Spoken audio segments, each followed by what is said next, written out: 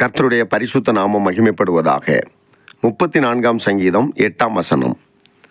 கர்த்தர் நல்லவர் என்பதை ருசித்து பாருங்கள், அவர் மேல் நம்பிக்கையாயிருக்கிற மனுஷன் பாக்கியவான்.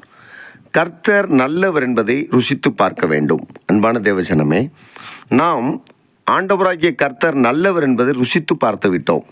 நம்முடைய வாழ்க்கையிலே சோர்வான நேரத்திலே, பலவீன நேரத்திலே, துக்கப்பட்டிருந்த நேரத்திலே ஆண்டவராகிய இயேசு கிறிஸ்து நம்முடைய வாழ்க்கையிலே துணையாளராய் வந்து அவரே நம்முடைய நம்பிக்கையாய் இருந்தார்.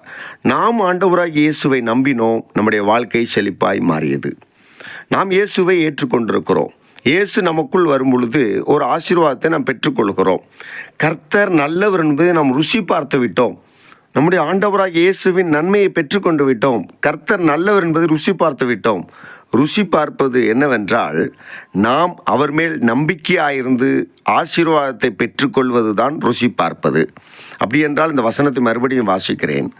கர்த்தர் நல்லவர் என்பதை ருசித்து பாருங்கள், அவர் மேல் நம்பிக்கையாய் இருக்கிற மனுஷன் பாக்கியவான். இப்போ ஆண்டவராகிய இயேசு கிறிஸ்து எவ்வளவு நல்லவர் என்பதை உணர்ந்து நாம் நம்பிக்கையாய் இருப்பதினால் நாம் ஆசீர்வதிக்கப்படுகிறோம். அவருடைய நன்மைகளை பெற்றுக்கொள்கிறோம். அன்பான தேவஜனமே, நாம் நன்மை பெற்றிருக்கிறோம். நன்மையை அறியாத ஜனங்கள் எத்தனையோ பேர் இருக்கிறாங்க. இயேசுவை ருசி பார்க்காதவங்க எத்தனையோ பேர் இருக்கிறாங்க. இயேசுவை நம்பினா அற்புதம் கிடைக்கும்னு எத்தனையோ பேர் தெரியாமல் இருக்கிறாங்க. அப்படிப்பட்டவர்கள் நம்முடைய வாழ்க்கையை பார்த்து, இவர்கள் கிறிஸ்தவர்கள், இவர்கள் இயேசுவை ஏற்றுக்கொண்டவர்கள், இவர்களை பின்பற்றி போனால் நம்முடைய வாழ்க்கையில் இவர்களைப் போல நன்மை நடக்கும், இவர்களைப் போல ஒரு வாழ்க்கை வாழலாம். இவர்கள் எவ்வளவோ ஏழ்மையில் இருந்தாங்க, ஆண்டவர் உயர்த்தி வைத்திருக்கிறார். பலவீனத்தில் இருந்தார்கள், ஆண்டவர் இவர்களை பலப்படுத்தி இருக்கிறார். இவர்கள் குடும்பம் எவ்வளவோ தாழ்மையில் இருந்தது, ஆண்டவராகிய கர்த்தர் கனப்படுத்தி இருக்கிறார்.